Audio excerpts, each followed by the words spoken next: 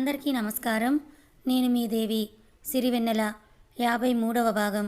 రచయిత వనజ గారు.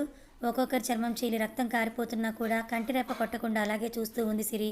ఇంకా 1 మినిట్ కొట్టినా చచ్చిపోతారన్న స్టేజ్కి వచ్చాక అర్జున్ అందరినీ గుట్టగా చేర్చి కుట్ట మీద కిరోసిన్ పోసి లైటర్ వెలిగించి విసిరేసి సిరిని తీసుకుని పక్కకొచ్చేశాడు. సూటిగా సిరినే చూస్తూ, ఇప్పటికి కూడా పోలీసులకి అన్యాయం జరగదు అంటే నమ్ముతావా సిరి? లేదు, నమ్మను అంటే నువ్వు నిరభ్యంతరంగా నీ ఊరికి వెళ్ళిపోవచ్చని చెప్పాడు అర్జున్. దాంతో సిరి అర్జున్ని హక్ చేసుకుంది. అర్జున్ సిరి చుట్టూ చేవేసి, నువ్వు చెప్పినట్టుగా నిజంగా ఈ కేసు కోర్టు కోసం తిప్పితే చాలా టైం అవుతుంది. ఎమ్మెల్యేకి తెలిస్తే మళ్ళీ ఏదో ఒక విధంగా తప్పించాలని ట్రై చేస్తాడు. అందుకే ప్రగతి మేడం, ప్రకాష్ సార్లకి న్యాయం జరగడం కోసం అన్యాయం చేసిన వాళ్ళని ఇక్కడే చంపి పాతేశాను. నువ్వు హ్యాపీనా సిరి అని అర్జున్ అడగటంతో హ్యాపీ అని అంటూ చూసింది సిరి. ఇక నుంచి ఈ విషయం ఇక్కడితోనే మర్చిపో అని అర్జున్ చెప్పినా కూడా సిరికి ఒక మూలన అయితే భయంగానే ఉంది మనసులో. అలాగే ఉండిపోయింది. కానీ అర్జున్ని మళ్ళీ మళ్ళీ బాధ పెట్టడం ఇష్టం లేక అలాగే అర్జున్ కారు అని అంది సిరి. ఇద్దరూ కలిసి ఇంటికి వెళ్ళిపోయారు. వాళ్ళు బయటే స్నానం చేసి లోపలికి తడిచిన బట్టలతో అలాగే వెళ్ళడంతో జ్యోతి, రామచంద్రులు కంగారు పడిపోయారు. జ్యోతి కంగారుగా, ఏమైంది అర్జున్, మీరు ఎక్కడికి వెళ్ళొచ్చారు అని అడగడంతో సిరి నరకాసురుల వదత్తయ్య అని చెప్పి తన రూమ్కి వెళ్ళిపోయింది. ఏం జరిగింది అర్జున్ అని రామచంద్ర అడగడంతో సిరి చెప్పినట్టు నిజంగానే ఆడదాన్ని హింసించిన నరకాసురులను వధించొస్తున్నాను నాన్న అని చెప్పాడు. వాళ్ళిద్దరిని చూసి సత్యభామ శ్రీకృష్ణుడిలాగా అనిపించింది జ్యోతి, రామచంద్రులకి. ఆ రోజు మొత్తం బయటికి వెళ్ళకపోయినా కూడా సిరి, అర్జున్ ఒకరి సాంతనలో ఒకరు క్వాలిటీ టైంని స్పెండ్ చేశారు. సిరి ఒళ్ళో తల పెట్టుకొని పడుకున్న అర్జున్ ఎటువైపు చూస్తూ ఆలోచిస్తూ ఉంటే, అర్జున్ గారు ఏమైంది, ఎందుకు ఆలోచిస్తున్నారని అడిగింది సిరి. ఏం లేదని తల ఊపి కాసేపు ప్రశాంతంగా కళ్ళు మూసుకొని పడుకొని ఉన్నాడు అర్జున్. అతని తల నివృత్తూ కాసేపు సిరి కూడా మనశ్శాంతిగా ఉంది. తను డల్గా ఉంటే అర్జున్ కూడా డల్గా ఉంటాడు అనుకొని కాసేపటి తర్వాత, అర్జున్ గారు నాకు కాశ్మీర్ నుంచి ఏం తీసుకొచ్చారు అని అడిగింది. నీకోసమా? నీకోసమైతే నేనేమీ తీసుకురాలేదు సిరి అని అన్నాడు అర్జున్. దాంతో అలిగినట్టుగా ఫేస్ పెట్టింది సిరి. మరి నా కోసమైతే తెచ్చుకున్నాను అని అర్జున్ అనగానే, తెచ్చుకుంటారు, ఎందుకు తెచ్చుకోరు, నేనంటే అసలు మీకు ధ్యాసే లేదు కదా అని సిరి అంటే, నేనేం తెచ్చుకున్నానో అడగవా మరి అని అర్జున్ అనడంతో, నాకేం వద్దులే, మీరే ఉంచేసుకోండి, అది తెచ్చుకుందేదో మీరే చూసుకొని తరించండి అన్న సిరికి, నేను తెచ్చుకుంది ఇదిగో ఈ కాశ్మీర్ యాపిల్ పండ్లు అంటూ సిరి 2 బుగ్గలు గట్టిగా కొరికేశాడు అర్జున్. అలా ఇద్దరు సరదాగా టైం స్పెండ్ చేశారు సిరి, అర్జున్లు. అర్జున్ కాశ్మీర్ ట్రిప్కి వెళ్ళొచ్చాడు కాబట్టి ఇంపార్టెంట్ అండ్ హరీ కేసులు ఏమీ లేకపోయినందున వారం రోజులు బాపట్లలోనే ఉండిపోయాడు. ఈ వారం నిజంగానే సిరికి అర్జున్తో మంచి మంచి స్వీట్ మెమొరీసే ఉంటాయని చెప్పొచ్చు. ఇంకో 10 రోజుల్లో సిరికి సెకండ్ సెమిస్టర్ ఎగ్జామ్స్ ఉన్నాయనగా ఆమె ఆ సెమ్ సరిగ్గా క్లాసులు అటెండ్ అవ్వకపోవడం వలన అర్జున్ గైడ్స్, ఇంపార్టెంట్ బుక్స్ తీసిచ్చి ఒక రిటర్న్ వెళ్ళాలి అనుకున్న టైంకి ఈసారి సెక్యూరిటీ పర్పస్ మీదనే ఢిల్లీకి వెళ్ళాలని ఆర్డర్ వచ్చింది అర్జున్కి. ఈసారి వారం రోజులు ఉన్నందుకు అర్జున్ కోసం ఏ బెంగా లేదు సిరికి. అందుకే పెద్దగా ఏడవడం, హర్ట్ అవ్వడం లాంటివి ఏవీ చేయలేదు. కానీ ఒకటి మాత్రం ఎప్పటికీ చెప్తూనే ఉంది, అర్జున్ గారు జాగ్రత్త, అర్జున్ గారు జాగ్రత్త అని అంటూ సిరి ఉంటే, నేనేమి టెర్రరిస్టులు పట్టుకోవడానికి, నట్సేల్స్ని వెతకడానికి వెళ్ళడం లేదు, జస్ట్ సీఎంకి సెక్యూరిటీ డ్యూటీ మీద వెళ్తున్నాను అంతే అని చెప్పి సిరిని సముదాయించి, ఇంకో 10 డేస్లో నీకు సెమిస్టర్ ఎగ్జామ్స్ ఉన్నాయి కాబట్టి అవి బాగా రాసి ఫస్ట్ క్లాస్లో నువ్వు పాస్ అయ్యావంటే ఇక 1-2 నెలలో మన పెళ్ళికి ముహూర్తాలు కూడా పెట్టిచ్చేస్తాను. అప్పుడు నువ్వు ఎంత వద్దనుకున్న నాతోనే ఉంటావు అని అర్జున్ చెప్పడంతో, అప్పటికి చాలా రోజుల నుంచి తమ పెళ్లి విషయమే ఆలోచించిన సిరి ఏదో ఆలోచిస్తూ, సరే అర్జున్ గారు మీరు జాగ్రత్త అని చెప్పింది. కూత వేస్తూ వెళ్ళిపోవడానికి రెడీగా ఉన్న ట్రైన్ ఎక్కేసి తిరిగి జ్యోతి, రామచంద్రులకు టాటా చెప్పాడు అర్జున్. అతన్ని చూస్తూ వెనక్కి తిరిగింది సిరి. ట్రైన్ వెళ్ళిపోయాక 10 రోజులు, ఇన్ని రోజులు మిస్ చేసుకున్న క్లాసెస్, మెయిన్ క్వశ్చన్స్ అంటూ అవి ఇవి అన్నీ ప్రిపేర్ అయ్యి సక్సెస్ఫుల్గా ఎగ్జామ్స్ అన్నీ కూడా అబోవ్ యావరేజ్ మార్కులు వచ్చేలాగా రాసి ఈ చదువు అనే గందరగోళం నుంచి బయటపడిపోయింది సిరివెన్నెల. ఇక మరుసటి రోజు ఊరికి వెళ్దామని ఆ రోజు తన బట్టలని సర్దుకుంటున్న ఆమె దగ్గరికి వచ్చింది జ్యోతి. వెన్నెల ఊరికి ఇప్పుడు వెళ్ళకపోతేనేమి, ఇంకొన్ని రోజులు ఉండొచ్చు కదే అని అడిగింది. నువ్వు లేకపోతే ఇల్లంతా ఎలాగో అయిపోతుందే సిరి అని అంటూ ఉంటే, జ్యోతితో ఇన్ని రోజుల నుంచి ఇక్కడే ఉంటాను కదత్తయ్య, ఎలాగూ మీ అబ్బాయి ఇంకో 1 నెల రోజుల్లో ముహూర్తాలు అవి చూసి పెళ్లి చేసేసుకుందామని చెప్పేసి వెళ్ళారు కదా, మరి ఇంకప్పుడు ఎలాగో ఇక్కడే కదా పూర్తిగా మీ దగ్గరే ఉండిపోయేది. కొన్ని రోజులు మా అమ్మ వాళ్ళ దగ్గర కూడా ఉంటాను అని చెప్పింది. సర్లే కానీ అక్కడికి వెళ్ళిన తర్వాత ఫోన్లు చేయకుండా మాత్రం ఉండకు. రోజు ఫోన్ చేస్తూ ఉండాలి. సరేనా? నేను నీతో మాట్లాడకపోతే నాకు తినబుద్దే అవ్వదు అని చెప్తూ సిరికి బట్టలు సర్దుకోవడంలో సాయం చేసింది జ్యోతి. మరుసటి రోజు అనుకున్నట్టుగానే నరేష్ వచ్చి సిరిని ఊరికి తీసుకెళ్ళిపోయాడు. కొన్ని రోజులు తన స్నేహితులతో మంచిగా ఆడుకొని సరదాగా ఉండి ఒకరోజు నరేష్ని తన రూమ్లో కూర్చోబెట్టుకొని మాట్లాడడం మొదలుపెట్టింది సిరి. అన్నయ్య నీతో ఒక విషయం చెప్పాలని అంది. ఏంటో చెప్పమ్మా అని అన్నాడు నరేష్. అది ఆ రోజు నిశ్చితార్థం అప్పుడు నా పేరు మార్పించారు కదా, మరి ఆ విషయం గురించి మీరేం మాట్లాడుకోలేదా అని అడిగింది. అవును కదా వెన్నెల, అసలు ఆ విషయమే నాన్న నేను మర్చిపోయాము. పెళ్లి ముహూర్తాల గురించి మాటలైతే సాగుతున్నాయి కానీ నీ పేరు కోసం అన్న మాట మర్చిపోయామని నరేష్ చెప్పడంతో నాకెందుకో కొంచెం భయంగా ఉందన్నయ్య. నా జాతకం వల్ల అర్జున్ గారికి ఏమైనా అవుతుందేమో అని తొందరగా ఆ పని చూడండి అని నరేష్కి చెప్పింది సిరి.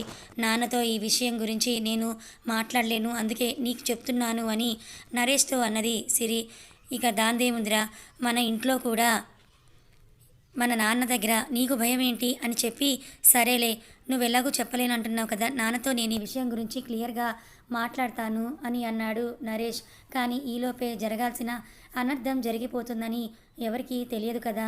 ఒకరోజు రామయ్య జానకమ్మలు పొద్దున్నే పంచాయతీ కోసం తయారవుతూ ఉంటే జానకమ్మ బయట కల్లాపి చల్లుతూ ఉంది. నరేష్ కూలీ లెక్కలు వేస్తున్నాడు. పెద్దవాళ్ళు ఏదో ఒక లోకాభిరామని మాట్లాడుకుంటూ ఉన్నారు. వెన్నెల ఇంకా ముసుగుదని పడుకునే ఉంది. అప్పుడే రామయ్యకు కాల్ వచ్చింది. దాని సారాంశం త్వరగా హైదరాబాద్ రమ్మని. ఆ విషయం ఏంటో జానకమ్మ కూడా చెప్పాడు రామయ్య. దాంతో ఆమె ఏడుస్తూనే వెళ్దాం పదండి, వెన్నెలను కూడా తీసుకొని వెళ్ళాలా అని అడిగింది. లేదు, ఇప్పుడు హైదరాబాద్లో ఉన్నారంట, 2-3 రోజుల్లో ఇంటికి తీసుకొస్తామన్నారు. అప్పుడు వెన్నెలని ఇక్కడ తీసుకొని వెళ్దాం. ఇప్పుడే చెప్తే వెన్నెలమ్మ తట్టుకోలేదని అన్నాడు. వాళ్ళిద్దరి మాటలు విని నరేష్ కంగారుగా వాళ్ళ దగ్గరికి వచ్చి ఏం జరిగింది నాన్నగారు అని అడిగాడు. రామయ్య నరేష్ వైపు చూస్తూ అర్జున్ బాబుకి యాక్సిడెంట్ అయ్యింది అని నరేష్తో చెప్పాడు. దాంతో చెల్లెల్ని తలుచుకొని నరేష్ కూడా చాలా బాధపడ్డాడు. పదండి నాన్న, వెంటనే మనం అక్కడికి వెళ్దాం అని అన్నాడు నరేష్. వెన్నెలని నేను పిలుచుకొని వస్తాను ఉండండి అని అంటూ లోపలికి వెళ్ళపోతూ ఉండడంతో వద్దు నరేష్, వెన్నెలమ్మ అర్జున్ బాబుని ఆ పరిస్థితుల్లో చూసి తట్టుకోలేదు. అమ్మ తనకి తోడుగా ఉంటుంది. మనం వెళ్ళి అర్జున్ బాబుని చూసొద్దాము, అందుకోసం హైదరాబాద్ వెళ్ళొద్దామని చెప్పి ఉన్న ఫలంగా ఇద్దరు కూడా హైదరాబాద్కి బయలుదేరి వెళ్ళిపోతారు. ఎప్పుడు తెల్లవారంగానే నిద్ర లేచే సిరి ఆ రోజు టైం 8 అవుతున్నా కూడా ఇంకా ముసుగు తన్ని పడుకునే ఉంది. ఇంట్లో పెద్దవాళ్ళు జానకమ్మ సిరి నిద్రలేస్తే ఏమని చెప్పాలని ఆలోచిస్తూ ఉన్నారు. కాసేపటికి నిద్రలేచిన సిరి ఫ్రెష్ అయి బయటకు వస్తూ ఇంట్లో రామయ్య నరేష్ ఎక్కడా కనిపించకపోవడంతో ఏదో పని మీద వెళ్ళారనుకొని అమ్మ టిఫిన్ పెట్టు, నాకు ఆకలేస్తోందని అడిగింది. సిరి తిన్నాక చెప్దాంలే అనుకొని టిఫిన్ వడ్డించింది జానకమ్మ. అంతలో సిరి ఫోన్ మోగడంతో పరిగెత్తుకుంటూ వెళ్ళి ఫోన్ తెచ్చి లిఫ్ట్ చేసి అది కంపెనీ నుండి కాల్ అవ్వడంతో వీళ్ళకి పని పాట ఏముండదు, అర్జున్ గారేమో అని ఎంత ఆతృతగా పరిగెత్తుకుంటూ వెళ్ళి ఫోన్ తెచ్చుకున్నాను అని ఫోన్ చేసిన కంపెనీ వాళ్ళని తిట్టుకుంటూ ఉంది. ఈ అర్జున్ గారు అసలు పనిలో పడితే మనుషులు కూడా గుర్తుండరేమో, 2 రోజులు అయింది నాకు ఫోన్ చేసి అని అనుకుంటూ పరధ్యానంగా తింటూ ఉంది. ఇక వెన్నెలకి దాచుకున్న ఉంటే తెలిసింది తర్వాత ఇంటింటా గోల చేసి భయపెడుతుందేమోనని అనుకున్న జానకమ్మ సిరి, నీకు ఒక విషయం చెప్తాను, ఎక్కువ భయపడొద్దు, కంగారు కూడా పడొద్దు అని అంది. ఏంటమ్మా ఏమైందని భయంగా చూస్తూనే అడిగిన సిరికి, అల్లుడు గారికి చిన్న యాక్సిడెంట్ అయిందంట సిరి, అందుకే నాన్న అన్నయ్య పొద్దున్నే హైదరాబాద్కి వెళ్ళారని వెన్నెలకి దగ్గరగా జరిగి ఆమె చేతులు 2 పట్టుకొని చెప్పింది జానకమ్మ. ఏం మాట్లాడుతున్నావమ్మా, అర్జున్ గారికి యాక్సిడెంట్ అవ్వడం ఏంటి, అర్జున్ గారిని చూడాలమ్మా, మనం ఇప్పుడే హైదరాబాద్ వెళ్దాం పదమ్మా అని ఏడుస్తూ, అంతా నా వలనే, నా జాతకం నా పేరు వలనే అర్జున్ గారికి ఇలా జరిగింది, లేకుంటే ఆయన హ్యాపీగా ఉండేవారు, నేను నిజంగా నష్టజాతకురాలిని కదమ్మా అంటూ కుప్పకూలిపోయి తల కొట్టుకుంటూ ఏడ్చింది సిరి. వెన్నెల, అలా కాదమ్మా, నీ తప్పేం లేదు ఇందులో, నువ్వు నష్టజాతకురాలివి కాదు, నీ జాతకం నిజంగా బాగుండబట్టే అర్జున్ బాబుకి పెద్ద ప్రమాదం కాకుండా చిన్న ప్రమాదమే జరిగిందని చెప్పింది.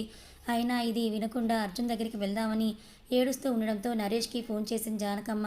అమ్మ బావగారు ఇంకా మత్తులోనే ఉన్నారు, స్పృహలోకి రాలేదు, పెద్ద గాయమేమీ కాదు, కొన్ని నెలలు రెస్ట్ తీసుకుంటే సరిపోతుంది, మళ్ళీ మామూలు అయిపోతారని నరేష్ చెప్పాడు. సిరి మళ్ళీ ఆలోచిస్తూ, వద్దు, నేను ఇప్పుడే అర్జున్ గారి దగ్గరికి రాను, వస్తే ఇంకా నష్టపోతారని చెప్పి తన రూమ్లోకి వెళ్ళి తలుపులు మూసేసుకుంది. మళ్ళీ తన గది తలుపులు తెరవడం రామయ్య నరేష్లు ఇంటికి వచ్చి అర్జున్ డిశ్చార్జ్ అయ్యాక అని తెలిసిన తర్వాతే తినకుండా ఏడ్చి ఏడ్చి కళ్ళు ఉబ్బిన కూతుర్ని చూసి వాళ్ళకి రామయ్య బాధపడిపోతూ, వెన్నెలమ్మ, అర్జున్ బాబుకి ఏమీ కాలేదు, ఎందుకు నువ్వు ఇంతలా చేస్తున్నావు?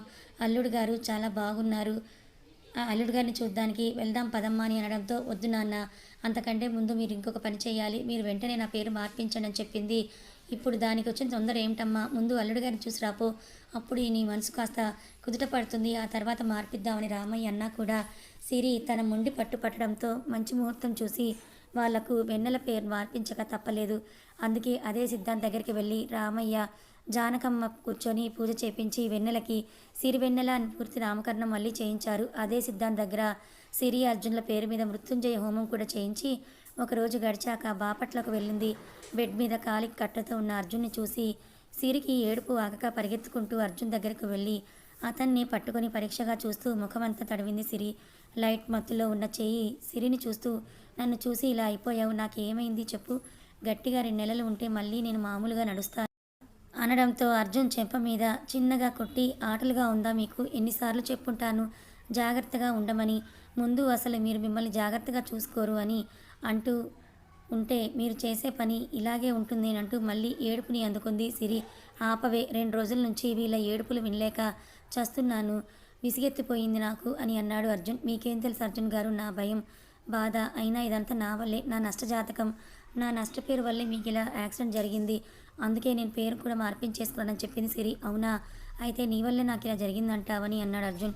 అవును అర్జున్ గారు అంటూ కళ్ళు తుడుచుకుంటూ చెప్పింది. అయితే మరి నీకు పనిష్మెంట్ ఇవ్వాలి కదా అని అర్జున్ అడగడంతో, అవును, మీరు ఏ శిక్ష వేసిన నేనందుకు అర్హురాలిని అని చెప్పడంతో అర్జున్ కష్టం మీద ఇంజెక్షన్ పెట్టిన చేత్తో సిరిని తన మీదకి లాక్కొని, నేను బాగా నడిచేంత వరకు నా దగ్గరే ఉండి సేవలు చేయాలి, ఇదే నేను నీకు ఇచ్చే పనిష్మెంట్ అని చెప్పడంతో, తప్పకుండా అర్జున్ గారు, మిమ్మల్ని నేను కాకపోతే ఇంకెవరు చూసుకుంటారని చెప్పి తల నిమురుతూ అక్కడే కాసేపు పడుకుంది సిరి. పెద్దగా ఫ్రాక్చర్ అవ్వకపోయినా కూడా అర్జున్ కాలు మోకాలు కింద నుంచి కాస్త విరిగింది. అందుకే 2 రాడ్స్ వేశారు అతనికి. దాంతో అర్జున్కి కోలుకోవడానికి 3-4 నెలల టైమే పట్టింది.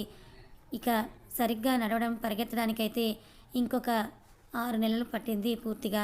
అప్పటి వరకు సిరి అర్జున్కి తోడుగా బాపట్లలోనే ఉండిపోయింది. అర్జున్ ప్రతి పనిని జ్యోతిని చేయనిచ్చేదే కాదు, సిరి తినిపించడం దగ్గర నుంచి అతనికి స్నానం చేయించేంత వరకు టాబ్లెట్స్ టైంకి వేయించడం, అన్ని పనులు కూడా సిరియే దగ్గర నుండి చూసుకుంది. దాంతో ఇంకా 1 నెల ముందే పూర్తిగా కోలుకున్నాడు అర్జున్. సీఎం పని మీద వెళ్ళి అలా జరిగినందువలనే అర్జున్కి విత్ శాలరీ లీవ్ స్వయంగా సీఎం గారే అప్రూవ్ చేశారు. సిరి ఇక తన చదువు డిగ్రీతో ఆపేసింది. ఇంకో నెలలో ముహూర్తాలు పెట్టుకుందామని మాట్లాడుకుంటున్నారు. అర్జున్ తన హయ్యర్ అఫీషియల్ అయిన డీజీపీ ప్రసాద్కి పెళ్లి కోసం మరో 2 వారాలు ఎక్స్ట్రా లీవ్ తీసుకున్నాడు. సిరి అర్జున్ నిశ్చితార్థం చేయించిన సిద్ధాంతి గారితోనే మరోసారి ఇద్దరు జాతకాలు చూపించడంతో చిన్న చిన్న ప్రమాదాలు తప్ప ఇంకా ప్రాణగండం లాంటివి ఏవీ లేవని అర్థమయ్యి వాటిని బయటకు చెప్తే మళ్ళీ ఎక్కువ కంగారు పడతారని చెప్పి ఇద్దరి జాతకం చక్కగా సరిపోయిందని వచ్చే నెలలో పెళ్లికి ముహూర్తాలు పెట్టించమని ఆయన చెప్పడంతో అర్జున్ సిరి పేరెంట్స్ మంచి రోజు చూసుకొని తాంబూలాలు మార్చుకొని లగ్న పత్రిక రాసుకున్నారు. దాంతో సిరిని ఇంటికి లాక్ చేశారు. అర్జున్ని చూడకుండా ఉండడం సిరికి చాలా కష్టమైపోయింది. వేరే ఊరిలో ఎందుకని తను పుట్టిన సొంత ఊరిలోనే జ్యోతి తన పుట్టింట్లో నుండి అర్జున్ పెళ్ళి జరిపించాలని అనుకోవడంతో పెళ్ళికి 10 రోజుల ముందే అర్జున్ వాళ్ళ ఫ్యామిలీ అంతా కూడా తాత్కాలికంగా ఆదిత్యపురానికి షిఫ్ట్ అయిపోయారు. పెళ్లిలో ఏ ఒక్క ఘట్టం కూడా మిస్ అవ్వకుండా నలుగులు, పాలకొమ్మ, తలంబ్రాలు కలపడం, ఇలా ప్రతి ఒక్కటి కూడా అన్నీ పెళ్లికి 2 రోజుల ముందే మొదలైపోవడంతో ఊర్లోనే సందడి నెలకొంది. అందరికీ రామయ్య కావాల్సిన మనిషి కావడంతో అటు జ్యోతి ఇంటికి ఇటు రామయ్య ఇంటికి బంధువులు రావడంతో సందడి మొదలైపోయింది. ఊర్లో వాళ్ళు కూడా తలా ఒక చెయ్యి వేసి పనులన్నీ ఫాస్ట్గా చేశారు. అసలైన రోజు పెళ్లి రోజు రానే వచ్చింది. కాసేపట్లో సిరి తన వైఫ్ అవ్వబోతుందని తలుచుకున్న అర్జున్ ఒక గగురుపాటుకు గురయ్యాడు. ఇటు సిరికి కూడా కొన్ని నిమిషాల్లో అర్జున్ పూర్తిగా తన భర్త అవ్వబోతున్నాడని తెలిసి అర్జున్ అంటే ఉన్న గౌరవం, చిన్న భయం వాటిని ఇంకాస్త పెంచుకొని అర్జున్ని అన్ని విధాలుగా సంతోషపెట్టి అతనికి ఎలాంటి ప్రమాదం జరగకుండా చూసుకొని తన జీవితాన్ని అర్జున్కి అర్పితం చేయాలని మనసులో సంకల్పించుకుంది.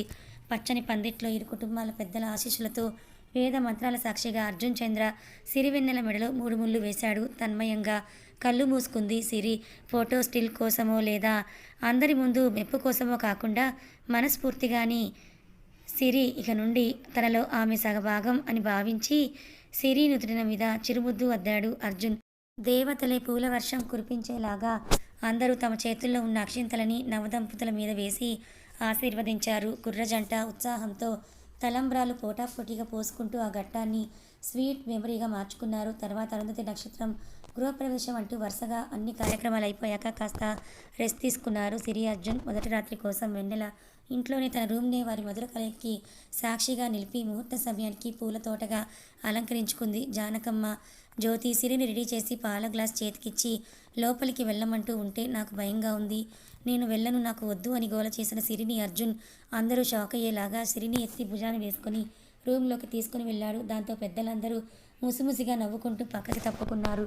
కొన్ని గొడవలు, కొన్ని మధురానుభూతులు, మరికొన్ని అలకల నడుమన 4 సంవత్సరాలకిద్దరైన ఒక్కరు ఇప్పుడు పూర్తిగా భార్యాభర్తలుగా మారడానికి దారిని వెతుకుతూ ఒకరిలో ఒకరు కలిసిపోవడానికి సిద్ధమయ్యారు సిరి అర్జున్. ఇన్ని రోజులు దాచుకున్న తన కన్యత్వాన్ని మనసు దోచిన వాడు దోచుకుంటుంటే నొప్పికి కలిగిన చిన్న బాధ కూడా అర్జున్ నుదుటను ముద్దిచ్చి చిన్న నవ్వుతో సంతోషంగా భరించి కళ్ళు మూసుకుంది సిరి. హాల్లో టీవీలో తన గతం లాంటి సినిమాని చూసి పైకి వెళ్ళి ముడుక్కొని పడుకున్న సిరి చేదు జ్ఞాపకాలతో మధురానుభూతుల్ని గుర్తు చేసుకొని కాస్త ఈ లోకంలోకి వచ్చింది. ఈ ఎపిసోడ్తో ఫ్లాష్ బ్యాక్ అయిపోయింది. ఇంకా స్టోరీ ప్రజెంట్లోకి నడుస్తుంది, కథ కొనసాగుతుంది. ఈ కథ మీకు ఎలా అనిపించింది? నచ్చిందా? నచ్చితే లైక్ చేయండి, మరికొంతమందికి షేర్ చేయండి. ఇలాంటి మరిన్ని మంచి కథల కోసం మన ఛానల్ని సబ్స్క్రైబ్ చేసుకోండి. Thank you so much for watching.